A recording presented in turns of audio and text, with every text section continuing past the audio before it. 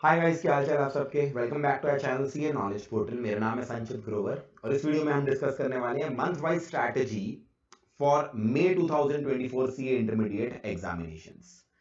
सबसे पहले तो मैं इस वीडियो को स्टार्ट करने से पहले ये बता दूं, ये वीडियो रेलेवेंट किन बच्चों के लिए है। पहले सेट ऑफ स्टूडेंट्स वो होंगे जिन्होंने फाउंडेशन जून 2023 के अंदर अपने एग्जाम्स दे दिए हैं और अब वो अपने अगले लेवल सीए इंटरमीडिएट के अंदर मई 2024 की प्रिपरेशन स्टार्ट करने वाले हैं।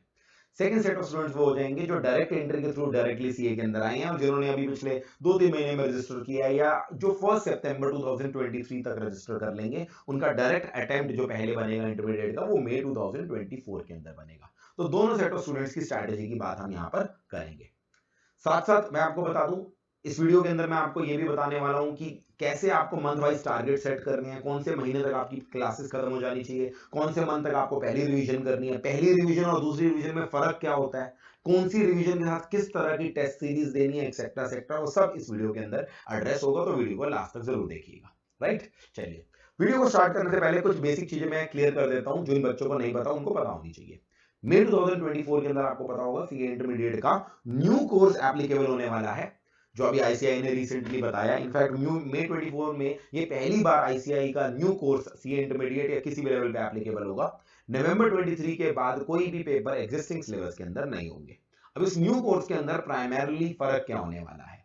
पहले आपके सी इंटरमीडिएट में 8 पेपर होते थे टोटल, जो तीन चार चार के 2 ग्रुप्स में डिवाइडेड थे। अब हमारे जो सी इंटरमीडिएट है उसके अंदर टोटल 6 पेपर हो गए हैं। एंड ये 6 पेपर भी बेसिकली 2 ग्रुप्स में डिवाइडेड है। ग्रुप नंबर 1 जिसके अंदर 3 पेपर हैं एंड देन ग्रुप नंबर 2 जिसके अंदर अगेन हमारे 3 पेपर हैं।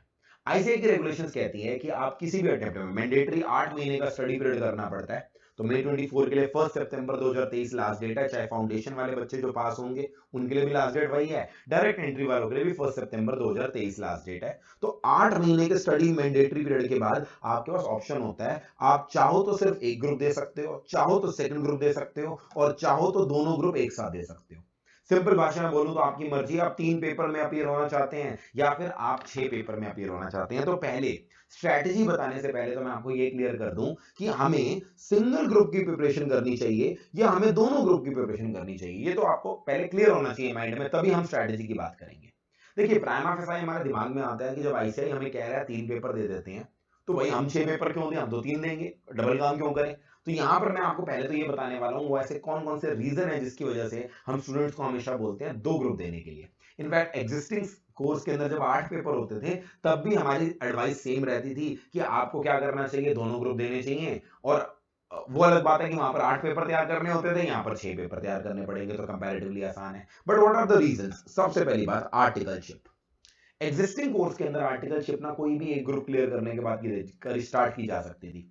बट न्यू कोर्स के अंदर, न्यू स्कीम के अंदर आईसीआई ने क्लियर कर दिया है कि जब तक आपके इंटरमीडिएट के दोनों ग्रुप पास नहीं होंगे, दोनों ग्रुप क्लियर नहीं होंगे, आप आर्टिकलशिप स्टार्ट कर ही नहीं सकते।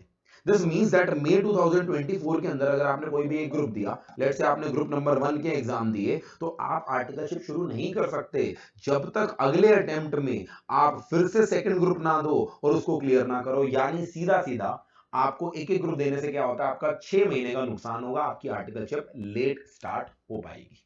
ठीक है।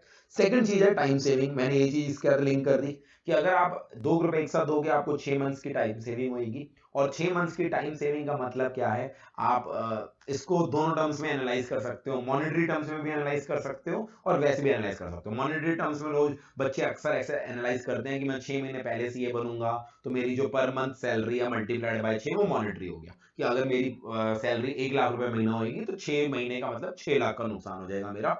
वो मॉनेटरी तरीका हो गया। मैं अक्सर मॉनेटरी वाले तरीके को सही नहीं मानता।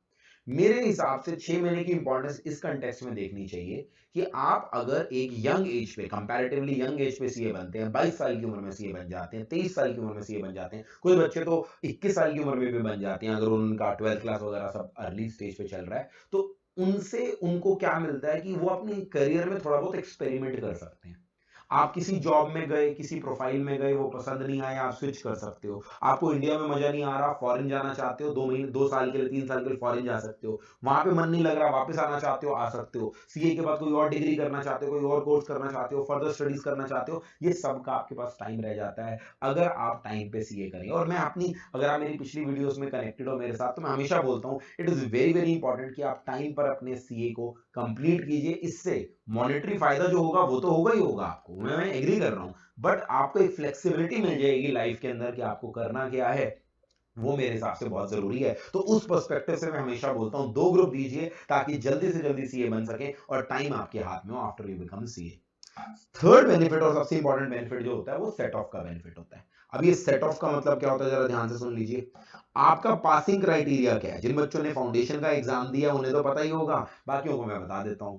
पासिंग क्राइटेरिया होता है हमें हर सब्जेक्ट के अंदर मिनिमम 40% मार्क्स लेना होता है, और हमारा जो एग्रीगेट टोटल है वो एटलीस्ट कितना बनना चाहिए, 50% बनना चाहिए। This is the passing criteria. पहले भी यही था, अब भी यही है। अब इसके अंदर होता क्या है, अगर मान लो एक बार के लिए आप सिर्फ और सिर्फ, जस्ट अ सेकंड, हाँ जी सॉरी, तो मैं ये बोल रहा था, मान लो आप सिर्फ और सिर्फ ग्रुप नंबर 1 के अंदर आपने अपीयर हुए, तो आपको ग्रुप 1 के तीनों पेपर के अंदर, पेपर 1, पेपर 2 और पेपर 3 में मिनिमम 40 लेने पड़ेंगे, और ग्रुप 1 का टोटल 300 में से 150 मार्क्स होना चाहिए। सिमिलरली अगर आप ग्रुप 2 अलग से देंगे तो आपके जो तीनों पेपर होंगे, पेपर 4, पेपर 5, पेपर 6, उसमें मिनिमम 40% और 300 में से 150 होने चाहिए। मगर अगर आप दोनों ग्रुप एक साथ देंगे तो मिनिमम 40 तो सेटिस्फाई करना ही करना है, बट टोटल आपका किस में से देखा जाएगा, 600 मार्क्स में से देखा जाएगा। 600 में से आपके 6 के 6 सब्जेक्ट का टोटल 300 मार्क्स बनना चाहिए। अब आप बोलोगे सर ये तो नॉर्मल मैथमेटिक्स है, इसमें क्या फायदा है? जरा मैं फायदा क्या होता है मैं इसको आप एक एग्जांपल के थ्रू समझाता हूँ। मान लो पेपर नंबर 1 के अंदर आपके 48 मार्क्स हैं, पेपर नंबर 2 के अंदर आपके 62 मार्क्स हैं, और पेपर नंबर 3 के अंदर आपके 50 मार्क्स हैं। ठीक है जी, ये मैंने आपका कर दिया। पेपर नंबर 4 के अंदर आपके 42 हैं, पेपर नंबर 5 के अंदर आपके 48 हैं, और पेपर नंबर 6 के अंदर आपके 45 मार्क्स हैं। एक बार टोटल लगा लेते हैं कि जो मैं आपको दिखाना चाहता हूँ वो सही है या नहीं। 48, 62 और 50 हमारा बन गया 160 मार्क्स, और इधर देखा जाए 42 प्लस 48 प्लस 45 टोटल बन गया 130, और नहीं, जो मैं दिखाना चाहता हूँ 55 कर देते हैं इसको, 145 मार्क्स। ठीक है जी। अब जरा ध्यान से देखिए, अगर आपने ग्रुप 1 अलग दिया हो, आप पास हैं ग्रुप 1 में, बट ग्रुप 2 अलग से एक अटेम्प्ट में दिया है, तो ग्रुप 2 में अगर आप देखिए, आप मिनिमम 40 का क्राइटेरिया तो सेटिस्फाई कर रहे हैं, बट आपका एग्रीगेट 150 नहीं बन रहा। इसका मतलब आप ग्रुप 1 में वाले अटेम्प्ट में तो पास हो जाएंगे, ग्रुप 2 वाले अटेम्प्ट में आपका ग्रुप 2 क्लियर नहीं होगा। बट अब इन्हीं सेम मार्क्स के साथ मान लो आपने साथ में एग्जाम दिए, तो यहां पर जो 10 मार्क्स एक्स्ट्रा हुए और यहाँ पर जो 5 मार्क्स शॉर्टेज थी वो पूरी हो जाएंगे। दोनों को जब टोटल करोगे आपके मार्क्स बन जाएंगे हमारे, कर दिया जाए तो 305 मार्क्स। यानी कहीं ना कहीं फर्स्ट ग्रुप का जो एक्स्ट्रा मार्क्स थे, 10 मार्क्स आपने ओवर एंड अबव 50% स्कोर करे थे, वो सेकंड ग्रुप के डेफिसिट को पूरा कर देंगे, and that is the biggest benefit of giving both groups. अब आप बोलोगे सर ये तो एक्सट्रीम केस है ना, ऐसा थोड़ा होता होगा। आप अपने सीनियर से पूछ के देखिए, ऐसा बहुत बार होता है। बहुत बार आपको ऐसा दिखेगा, एक बच्चे के फर्स्ट ग्रुप के अंदर 152, सेकंड ग्रुप में 148, ओवरऑल 300 बन गए। तो यहाँ पर ये चीज बहुत बार होते देखिए, और यही सबसे इंपॉर्टेंट फैक्टर है कि पुराने सिलेबस के अंदर भी बच्चे 2 ग्रुप देना प्रेफर करते थे, और नए में तो प्रेफरेंस 2 ग्रुप की होनी ही होनी चाहिए। तो ये सबसे बड़ा बेनिफिट है। फोर्थ बेनिफिट उन बच्चों के लिए है जो रैंक को टारगेट कर रहे हैं। अब फाउंडेशन में आपके जितने भी अच्छे मार्क्स आए, 300 से ऊपर आए, 350 से ऊपर आए, आपकी रैंक नहीं आएगी, क्योंकि इंस्टीट्यूट हमारी रैंक निकालता ही नहीं है। तो यहां पर जो बच्चे रैंक के लिए टारगेट करना चाहते हैं, तो उनको मैं सिंपल सी बात ये बोलना चाहता हूं, आपको दोनों ग्रुप एक साथ ही देने पड़ेंगे, या आपकी प्राइम रिक्वायरमेंट हो जाएगी। तो और रैंक मैं आपको बताता हूं, इंस्टीट्यूट इंटर और फाइनल के अंदर टॉप 50 रैंक्स निकालता है। और अगर आपको लगता है कि बहुत मुश्किल है रैंक लेना, तो लेट मी टेल यू, नहीं, ऐसा बिल्कुल नहीं है। आप सिस्टमेटिक प्रिपरेशन जिस तरह से मैं आपको बोल रहा करते जाएंगे, तो आप आसानी से रैंक स्कोर कर पाएंगे। देश में बहुत कम बच्चे होते हैं जो सिस्टमेटिकली प्रिपरेशन कर रहे होते हैं, जो डेली बेसिस पर अपनी रिविजन्स कर रहे होते हैं। इसीलिए अगर आपको लगता है यार मैं तो एक छोटे से शहर में बैठा हुआ बच्चा हूं, मैं कहाँ रैंक ले पाऊंगा, तो ऐसा बिल्कुल नहीं है, रैंक डेफिनेटली ले सकते हैं। और रैंक को ऑब्वियसली आपको फ्यूचर में आर्टिकलशिप लेते समय, जॉब लेते समय फायदा मिलेगा ही मिलेगा, सारी जिंदगी के लिए वो रैंक आपके साथ हो जाएगी। जैसे आज भी मैं बड़े प्राउडली बोलता हूँ, मेरी इंटरमीडिएट में 6th रैंक आई थी, मेरी सीटीपीटी में ऑल इंडिया 5th रैंक आई थी, वो चीज मेरे साथ हमेशा रहेगी और वो चीज मैं हमेशा कहीं ना कहीं अपने सीवी के अंदर लिख सकता हूं। तो रैंक की एलिजिबिलिटी उन्हीं बच्चों के लिए आएगी जो दो ग्रुप एक साथ दे रहे हैं। अगर आप सिंगल सिंगल ग्रुप देंगे भी सही, आपके जितने मर्जी अच्छे मार्क्स आ जाए, आप रैंक के लिए एलिजिबल नहीं होंगे। ठीक है, लास्ट चीज, जब भी आप जॉब या आर्टिकलशिप के लिए जाएंगे, ऑब्वियसली आपको पता है हमारे देश के अंदर कंपटीशन बहुत ज्यादा है, पोजीशन होती है 5, उसके लिए अप्लाई करते हैं लोग 100 लोग। तो वहां पर ऑब्वियसली बात है, वो बच्चा जिसने दोनों ग्रुप एक साथ क्लियर करे हैं, चाहे आर्टिकलशिप हो या जॉब हो, उसको थोड़ी बहुत प्रेफरेंस मिलेगी। ऐसा हार्ड एंड फास्ट रूल नहीं है कि हाँ जो दो बच्चा दो ग्रुप देता है उसी को सेलेक्ट किया जाता है, बट ऑब्वियसली अगर मेरे पास 100 सीवी और 5 पोस्ट हैं तो मैं प्रेफरेंस उनको दूंगा। तो ये हमारा आखिरी हो गया। तो इस वजह से, इन सारे रीजंस की वजह से मेरा ये कहना है कि अगर आप टारगेट कर रहे हैं तो आपको बोथ ग्रुप ही टारगेट करने हैं। ये चीज आप दिमाग में पहले से सेट कर लो। और मैं कह रहा हूं पुराने सिलेबस में तो फिर भी मुश्किल हुआ करता था, क्योंकि वहां पर 8 पेपर देने होते थे, वहां पर बर्डन थोड़ा ज्यादा हो जाता था। यहां तो 6 पेपर देने हैं। जस्ट इमेजिन अगर आप 8 महीने तक सिर्फ 3 पेपर तैयार करते रहोगे, you are it is a sheer wastage of time. I think अगर कोई नए सिलेबस के अंदर सिर्फ एक ग्रुप की प्रिपरेशन करता है, क्योंकि सिर्फ और सिर्फ वो बच्चा जो जिसको कॉलेज जाना है रेगुलर बेसिस पे, उसके फिर भी मैं मानता हूं कि शायद उसके पास टाइम ना मिले, बट जो बच्चा सवेरे से लेकर शाम तक सीए को टाइम दे सकता है, उसको तो दोनों ग्रुप देने चाहिए। There is no question at all कि जहां पर आप एक ग्रुप की प्रिपरेशन करें। ठीक है, चलिए अब ये मैंने डिस्कशन कर ली। अब इसके बाद अगले चीज पर आते हैं कि हमारा शेड्यूल क्या होना चाहिए सिस्टमेटिकली। देखिए, आपको जो प्रिपरेशन करनी है ना, उसको मैंने स्टेजेस में डिवाइड कर दिया। पहली स्टेज हो गई जहां पर आप पहली बार क्लासेस वगैरह करेंगे। अच्छा, मैं आपको बता दूं कि जो शेड्यूल मैं आपको बता रहा हूं, सेम शेड्यूल के थ्रू ही हम अपनी क्लासेस में फॉलो करते हैं। हमारा जो बैच शुरू होने वाला है वो 12 जुलाई से स्टार्ट होने वाला है, जहां पर हम एक साथ दोनों ग्रुप की प्रिपरेशन आपको कराएंगे। और जो भी शेड्यूल मैं आपके साथ इस वीडियो में डिस्कस करने वाला हूं, उसी शेड्यूल के हिसाब से, उसी स्ट्रैटेजी के हिसाब से आपको प्रिपेयर करवाया जाएगा। तो अगर आप इस बैच की डेमो क्लासेस के लिए रजिस्टर करना चाहते हैं तो नीचे दिए गए नंबर पे कॉल करके कर सकते हैं। 12 जुलाई से ये बैच स्टार्ट होने वाला है। फेस टू फेस लक्ष्मी नगर के अंदर होगा, और क्या कहते हैं, लाइव स्ट्रीमिंग इसकी, और गूगल ड्राइव आप कहीं से भी ले सकते हो। तो ऑनलाइन या वर्चुअल दोनों मीडियम अवेलेबल है। खासकर वो बच्चे जिनका अभी फाउंडेशन का रिजल्ट नहीं आया, उनके लिए हमने खास चीज निकाली है, दैट अभी उनसे पूरी फीस नहीं ली जाएगी। उनको सिर्फ 5000 रुपीज पे करके रजिस्टर करना पड़ेगा, और बैलेंस फीस वो अपने रिजल्ट के बाद दे सकते हैं। बाय चांस अगर रिजल्ट पॉजिटिव ना रहा तो ये पूरी रजिस्ट्रेशन फीस जो है ये रिफंडेबल रहती है, ताकि आपको किसी प्रकार का कोई मॉनेटरी लॉस ना हो। ठीक है जी, चलिए जरा आप डिस्कस करते हैं एक एक करके अपने शेड्यूल। अगर आप जुलाई मिड से स्टार्ट कर रहे हैं अपनी क्लासेस, ठीक है जी, देयर इज नो पॉइंट आप अपने रिजल्ट की वेट करते हैं। अगर आपको रीजनेबल ये है मन में कि हाँ मेरा एग्जाम क्लियर हो जाएगा, मार्क्स जितने मर्जी आए, तो आपको अपने रिजल्ट तक का टाइम वेस्ट नहीं करना चाहिए, क्योंकि बाद में यही टाइम रिवीजन में आपको बहुत हेल्प करेगा, जो आप इस समय अगर वेस्ट कर देंगे तो जुलाई मिड से आप अपनी क्लासेस को शुरू करेंगे। आपको ये ध्यान रखना है कि आपके 3 या 4 सब्जेक्ट कहीं, मेरे हिसाब से कम आपको 4 या सब्जेक्ट एक साथ चलाने ही चाहिए। ऑल्दो एक ग्रुप पहले या एक ग्रुप बाद में, बट 4 सब्जेक्ट तो आपको मिनिमम साथ में चलाने ही चाहिए। और आपको टारगेट ये होना चाहिए कि दिसंबर मिड या दिसंबर एंड तक आप अपने ये 3 या 4 सब्जेक्ट पूरे कर लें। जो मैं आपको ये सजेस्ट करूंगा, जो थ्योरी बेस्ड पेपर है, जैसे कि ऑडिट का पेपर है, जैसे कि स्ट्रेटेजिक मैनेजमेंट का पेपर है आपका, ये टिपिकली लास्ट में करो दिसंबर के बाद। बट जो हमारे ग्रुप 1 के पेपर हैं उनसे वो डेफिनेटली स्टार्ट करो ही करो। खासकर टैक्सेशन सब्जेक्ट जो कि बहुत हैवी सब्जेक्ट है, उसको स्टार्ट करना चाहिए आपको। फिर आपके जो ग्रुप 2 के प्रैक्टिकल सब्जेक्ट हैं, इवन कॉस्ट अकाउंटिंग और एफएम, उसे भी आप स्टार्ट कर सकते हो, क्योंकि प्रैक्टिकल लंबे समय तक याद रहते हैं। बट हाँ, ग्रुप 2 के जो थ्योरी पेपर हैं वो स्टार्टिंग में मत शुरू करो, उनको दिसंबर के बाद का रख लो। दिसंबर मिड या दिसंबर एंड, जब भी जैसे जैसे आपके बाकी सब्जेक्ट खत्म होते जाएंगे, वहां से जनवरी एंड आपको ये रखना है। बेसिकली आपको टारगेट ये रखना है कि समवेयर जनवरी एंड तक इन एनी केस आपका क्या हो जाए, 6 के 6 सब्जेक्ट की क्लासेस अच्छे से खत्म हो जाए। और ये बहुत पॉसिबल भी है, क्योंकि आज की डेट में फरवरी के महीने के अंदर 8 सब्जेक्ट्स की प्रिपरेशन खत्म हो जाती है। तो उस तरीके से मैं देखा जाऊं तो जनवरी एंड तक आपके 6 सब्जेक्ट्स की प्रिपरेशन आसानी से खत्म हो सकती है, अगर आप उनको साथ साथ कवर अप कर रहे हैं। ठीक है, सेकंड चीज हमारी यहां पर क्या होगी, जब आप क्लासेस ले रहे हैं उसी के साथ साथ आपकी फर्स्ट टाइम रिवीजन आपको करनी है। अब ये फर्स्ट टाइम रिवीजन करने का तरीका क्या होता है?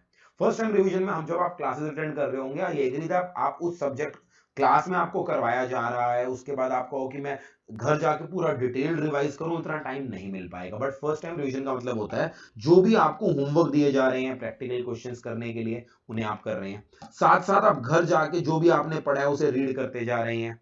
और आप मान लो एक चैप्टर खत्म किया आपने लॉ का, एक चैप्टर खत्म किया टैक्स का, तो आप एक हफ्ते बाद खासकर संडेज वाले दिन को यूटिलाइज करके उसको साथ साथ रिवाइज करते जा रहे हैं। तो ये फर्स्ट टाइम रिवीजन बहुत जरूरी है। बहुत सारे बच्चे मान के चलते हैं जब क्लासेस कर रहे हैं तब तो बुक किताब खोलने की जरूरत ही नहीं, लास्ट में किताब खोलेंगे। फाउंडेशन वाले बच्चों को तो कहीं ना कहीं सीख मिल गई होगी कि लास्ट में जब किताबें खोलो तो एकदम दिमाग चकरा जाता है। इंटर में तो कभी गलती से भी ऐसा मत करना, साथ साथ सिस्टमेटिकली रोज आपको 2 से 3 घंटे निकालने हैं अपनी क्लासेस के बाद उनको रिवाइज करने के लिए। और इसी स्टेज पर मेरा यह मानना है आपको पहली टेस्ट सीरीज भी करनी चाहिए।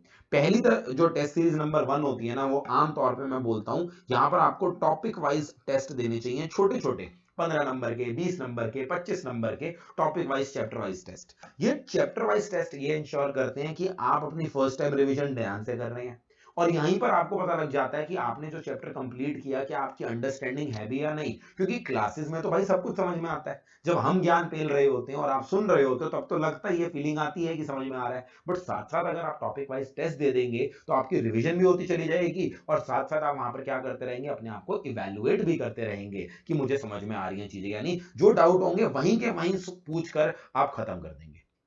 ये सिलसिला आपका first time revision test series और क्लासेस का जनवरी एंड तक आप कहीं ना कहीं खत्म करेंगे। अगर फरवरी के भी थोड़े बहुत दिन चले जाते हैं कोई दिक्कत वाली बात नहीं है, बट कोशिश करिए जनवरी एंड में अगर खत्म हो जाए। इसमें भी कुछ सब्जेक्ट्स आपके दिसंबर मिड में खत्म हो जाएंगे, कुछ दिसंबर एंड में हो जाएंगे, तो अकॉर्डिंगली हो सकता है जनवरी के महीने में आपके 2 सब्जेक्ट चल रहे हो, जबकि पहले वाले महीने में आपके साइमल्टेनियसली 4 सब्जेक्ट चल रहे हो। तो इस तरह से आप उसे मैनेज करेंगे। फिर सेकेंड रिवीजन जो होगी वो आपकी फरवरी से स्टार्ट होगी। फरवरी और आपका मार्च का महीना जो होगा वो आप कहीं ना कहीं 2 महीने प्रॉपर रिवीजन करेंगे। 2 महीने यानी 60 डेज हो जाएंगे और हमारे पास 6 सब्जेक्ट हो जाएंगे। यहां पर डिटेल्ड रिवीजन होगी। इस डिटेल्ड रिवीजन के दौरान क्या होगा, आप पास्ट ईयर के जो क्वेश्चंस हैं, जो आरटीपी के क्वेश्चंस हैं, जो एमटीपी के क्वेश्चंस हैं, उन सबको अच्छे से कवर अप करेंगे। बुक के अंदर क्वेश्चन है वो भी देखेंगे। यहीं पर ही आपकी असली में क्या होगा, ग्रिप स्ट्रांग होगी अपने सिलेबस के अंदर। ऑब्वियसली इस रिवीजन के अंदर आपको बहुत सारा रिवीजन कंटेंट दिया जाएगा हमारी तरफ से, फ्लो चार्ट्स दिए जाएंगे आपको, आप हमें मैराथन दिए जाएंगे कि आप उसके साथ साथ रिवाइज करो। बट सेकंड रिवीजन काफी डिटेल में होनी है। देन अप्रैल के महीने में आप अपनी थर्ड रिवीजन करेंगे जो कि कंपैरेटिवली बहुत फास्ट होगी। सेकंड रिवीजन के अंदर आप अपनी मेन बुक से रिवाइज करेंगे। ये नहीं कि सिर्फ फ्लो चार्ट से ऊपर ऊपर देखा बिना क्वेश्चन की आगे बढ़ गए, वहां पर डिटेल में सब कुछ करना है, प्रैक्टिस भी करनी है। जबकि थर्ड रिवीजन में थोड़ी प्रैक्टिस ऑफ क्वेश्चंस हमारी खत्म हो जाएगी, सिर्फ और सिर्फ हम क्या करेंगे, रिवीजन और कॉन्सेप्ट्स पे ध्यान देंगे। वहां पर थोड़ा कंपैरेटिवली तेज हो जाएगा। यहीं पर आपकी सेकंड टेस्ट सीरीज होगी जहां पर आपके मतलब चैप्टर वाइज नहीं बोलूंगा, तो यहां पर बोल दूंगा 3-3 चैप्टर कर करके आपको 50-50 60-60 मार्क्स के, और लास्ट में फुल सिलेबस 100 मार्क्स के टेस्ट की प्रैक्टिस करनी है। तो टेस्ट सीरीज नंबर 1 और टेस्ट नंबर सीरीज नंबर 2 में फर्क होगा। Test series number 1 chapter wise test होंगे, छोटे छोटे टेस्ट होंगे, 20 मार्क्स के, 25 मार्क्स के, जबकि यहाँ पर 50 60 100 मार्क्स के टेस्ट होंगे। और यहाँ पर आपकी कहीं ना कहीं स्पीड और अटेम्प्ट करने वाली चीज को चेक किया जाएगा, उसको इंप्रूव किया जाएगा। तो इस तरह से आपको प्रिपरेशन करनी है। ये टेस्ट आपके साथ साथ रिवीजन नंबर 2 और रिवीजन नंबर 3 के साथ, रिवीजन नंबर 2 के साथ हमारे क्लब करके लिए जाएंगे, और रिवीजन नंबर 3 के साथ फुल सिलेबस टेस्ट लिए जाएंगे। इस तरह से अगर आप 3 रिवीजन कर लेते हैं इस सिस्टमेटिक वे में, आपको पहली बार में पास होने से कोई नहीं रोक सकता। इनफैक्ट आप आसानी से रैंक ला सकते हैं। और मैं आपको बता दूं, आपको कोई अगर ये कह रहा है कि 5 रिवीजन करो, 6 रिवीजन करो, 8 रिवीजन करो तभी रैंक आएगी, ऐसा कुछ नहीं है। नंबर ऑफ रिवीजन मैटर नहीं करती, क्वालिटी ऑफ रिवीजन मैटर करती है। तो मेरे हिसाब से आधी चीज तो यहीं पर डिसाइड हो जाती है कि क्या आप साथ साथ रिवाइज कर रहे हैं या नहीं, और दूसरी चीज सेकंड रिवीजन में आप किस हद तक क्वेश्चंस की प्रैक्टिस कर रहे हैं। ये 2 चीजें डिटरमिन कर लेती हैं कि आपके मार्क्स कैसे आने वाले हैं। नंबर ऑफ रिवीजन जितनी मर्जी करो, मेरे हिसाब से इतना मैटर नहीं करता। तो इस तरह से हमारी प्रिपरेशन चलेगी। आपको मैं बता दूं हमारे बैच के अंदर भी क्या होगा, हम अपने ग्रुप नंबर 1 के जो 3 सब्जेक्ट हैं, यानी आपका लॉ हो गया, टैक्सेशन हो गया, अकाउंटिंग हो गया, ये तो चलेंगे चलेंगे। साथ साथ हमारे ग्रुप नंबर 2 के जो प्रैक्टिकल सब्जेक्ट हैं, कॉस्ट और एफएम, इन्हें स्टार्ट कर देंगे। टारगेट हमारा ये है कि दिसंबर मिड दिसंबर एंड तक ये आपके सब्जेक्ट खत्म होते जाएंगे, और जैसे ये खत्म होंगे तो आपके ग्रुप 2 के जो थ्योरी वाले पेपर हैं हमारे, बेसिकली एसएम हो गया, स्ट्रेटेजिक मैनेजमेंट और ऑडिट हो गया, वो हमारे स्टार्ट हो जाएंगे। इस तरह से इन टेस्ट सीरीज की हेल्प से आपकी प्रिपरेशन कराई जाएगी। होप आपको पूरा एक इस वीडियो के अंदर आइडिया मिल गया आपको किस तरह से प्रिपरेशन करनी है। अगर आपको कोई डाउट रह गया है तो आप ऊपर दी गई आईडी के ऊपर मुझे मैसेज कर सकते हैं, और अगर आप हमारी क्लासेस के लिए रजिस्टर करना चाहते हैं तो नीचे दिए गए नंबर पर जरूर कॉल कीजिएगा। कोई भी डिटेल्स हैं आपको जो चाहिए वो वहां मिल जाएंगी। Thank you for watching this video. अगर आपको लगता है ये वीडियो आपके लिए इंपॉर्टेंट रही है, यूजफुल रही है, तो उसे लाइक कर दीजिएगा और अपने किसी फ्रेंड के साथ जो आपकी सेम स्टेज पर है उसके साथ शेयर कर दीजिएगा। ऐसी और वीडियोस आपके लिए लाता रहूंगा। चैनल सब्सक्राइब नहीं किया तो कर लीजिएगा। मिलता हूं अगली वीडियो में। Take care, bye bye. This was Sanchit Grover with you.